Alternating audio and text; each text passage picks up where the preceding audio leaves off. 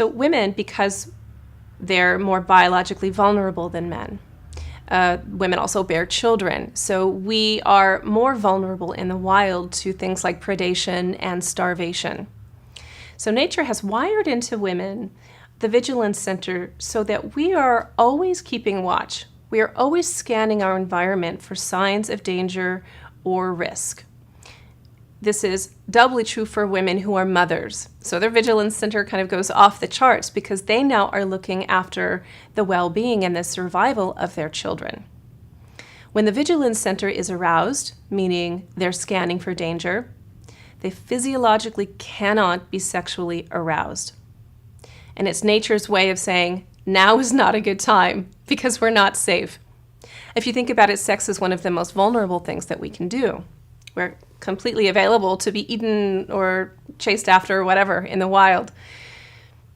So it's very, very important for women to feel safe, to feel relaxed, and to feel adored before they can feel sexually aroused and before they can fully open themselves up to receptivity.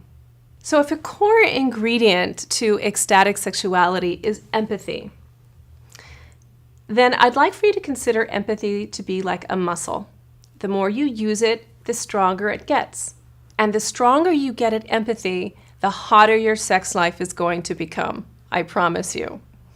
People often come to me looking for sex tricks, looking for tips and techniques, how to touch this, what speed, what frequency, what pressure, and all of that is really valuable. Only if and when you first have established an empathic attunement with your partner. If you're not skillful and your empathy muscle is not strong at creating an empathic bond first, then all of your sex tricks and all of the tips that I can give you are only going to be half as hot. Let me reinforce, you must know how to create and sustain an empathic bond with a sexual partner in order to maximize the ecstasy and the bliss that you experience from that encounter. And now you don't have to be in a long-term commitment. You don't have to be monogamous. You don't have to wear the kind of labels that you might be assuming right now. But to be able to sit with a partner and use some of the following techniques to create that empathy is going to feel amazing.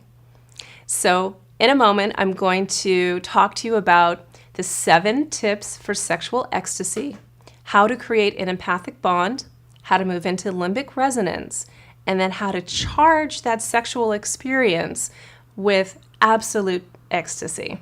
I can't wait.